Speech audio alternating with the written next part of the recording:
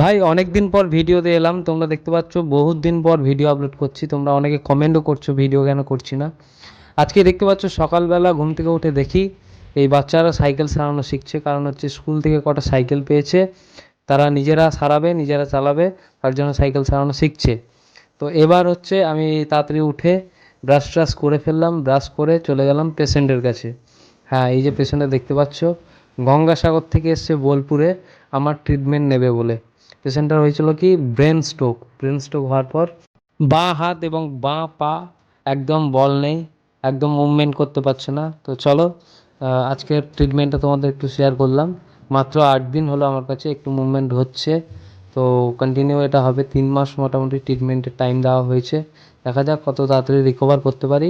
তোমরা সবাই সঙ্গে থেকো, এই ট্রিটমেন্টটা তোমাদের দেখাবো, তোমরা দেখবে। আশা করছি অনেক উপকৃত হবে। কারণ হচ্ছে এই ধরনের পেশেন্ট এখন প্রত্যেকটা বাড়িতে দেখা যায়।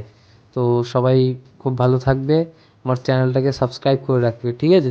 সাবস্ক্রাইব করবে, লাইক করবে, শেয়ার করবে সবার সঙ্গে প্লিজ। ভাই নতুন চ্যানেল করেছি, তোমরা কেউ ইয়ার কি মেরো না।